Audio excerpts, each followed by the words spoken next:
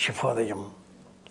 లక్ష్మీం క్షీరసముద్రరాజతనయాం శ్రీరంగధామేశ్వరీం దాసీభూత సమస్తదైవవనితాం లోకైకదీపాంకురాం శ్రీమన్మందకటాక్షలబ్ధ విభవద్బ్రహ్మేంద్ర గంగాధరాం త్వాం త్రైలోక్యకుటుంబినీం సరసిజాం వందే ముకుందప్రియాం. ఈ రోజున విశేషం లక్ష్మీ అర్చన. శుక్రవారం నాడు లక్ష్యార్థే లక్షణార్థే అన్న పేరిట మనం అమ్మవారిని స్తోత్రం చేస్తూ ఉంటాం. దైవానికి ఉండేటటువంటి విభిన్నమైన పార్శ్వాలలో లక్ష్మీ స్వరూపం కూడా ఒకటి. ఎంత బాగా వంటకం పదార్థం రుచి కుదిరింది అనేది ఎంత విశేషమైన అంశమో ప్రాముఖ్యత గల అంశమో అంతే బాగా ఆ పదార్థం ఉండే పాత్ర కూడా ఉండాలి. దాన్ని పాత్రోచితం అంటారు. అంటే ఆహార్యము, అణుకువ, స్నిగ్ధత్వమైనటువంటి సుకుమారమైనటువంటి హావభావ కవళికలు, ముఖంలో కనిపించేటటువంటి గుణగణాలు ఇవన్నీ బాహ్యంగా ఉండేవి. ఆంతరంగికంగా ఉండేది చక్కని విజ్ఞానము, సంప్రదాయానుసరణమైనటువంటి బుద్ధి, ఇవి లోపల ఉండేవి.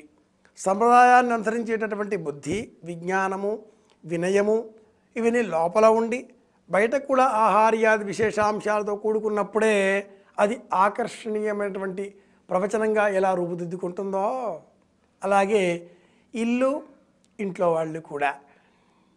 ఇల్లు బాగా ఉంది, అందంగా ఉంది, కొత్తగా కట్టించారు, ఆధునికమైనటువంటి అన్ని హంగులు సమకూర్చారు, సరిపోదు. దాంతోపాటుగా సంప్రదాయం కూడా ఉండాలి. గుమ్మాని కట్టిన మామిడాకులు, వాకిట్లో వేసిన రంగవల్లులు, గడపకు పెట్టినటువంటి పసుపు, కుంకుమ, బియ్యం పిండి, బొట్లు, ఇంటిల్లిపాది కూడా చక్కగా స్నానాదిగాదులు పూర్తి చేసుకుని పరిశుభ్రమైన వస్త్రాలు ధరించి నుదుట బొట్టు పెట్టుకొని చిరునవ్వులు చిందిస్తూ హడావిడిగా మాట్లాడుతూ ప్రశాంతంగా మాట్లాడుతూ ఎలా ఉన్నా కూడా సలక్షణంగా ఇంట్లో వాళ్ళంతా కూడా ఉన్నప్పుడు ఆ ఇంటికి కొత్త సొబగులు వచ్చి చేరతాయి. అంతవరకు అది హౌస్ ఒక ఆధునికమైనటువంటి నిర్మాణం మాత్రమే. ఎప్పుడైతే సంప్రదాయాన్ని అనుసరించే పద్ధతులు ఆ ఇంటికి మేళవింపబడ్డాయో అప్పుడు అది గృహం అవుతుంది, ఇల్లు అవుతుంది.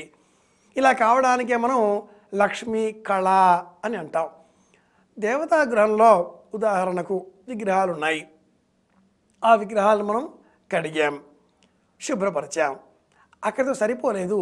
దేవతా గదిని శుభ్రపరిచి ఆ గది అంతా కూడా పరిశుభ్రంగా ఉండేటట్లుగా చూసుకొని అన్ని అవసరాలు సౌకర్యాలు ఒక మోస్తరుగా ఉండే విధంగా ఏర్పాట్లు చేసుకొని విగ్రహాలు కడిగి బొట్లు పెట్టి కుంకుమ, అక్షంతలు, పువ్వులు, దీపాలు వెలిగించి అగరత్తులు పెట్టి అరటిపండు పెట్టి అన్ని ఏర్పాట్లు చేస్తే ఎంత లక్షణంగా ఉంటుందో మనం కూడా మన ఇంటిని మన దేహాన్ని అలాగే పెట్టుకోవాలి.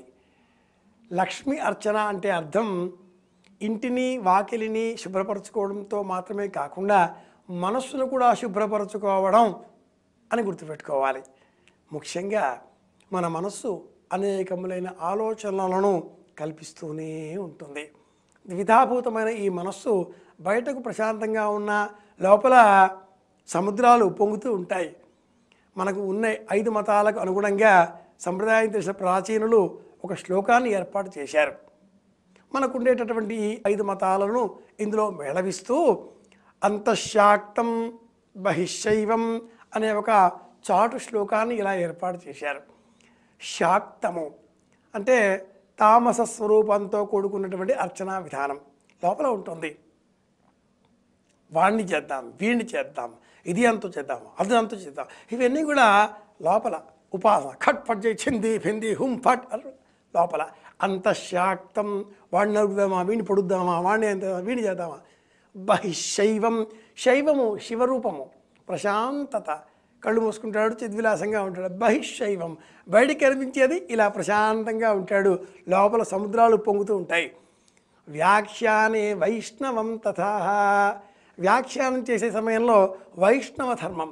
వైష్ణవ ధర్మంలో ఒక సూక్ష్మం ఉందండి.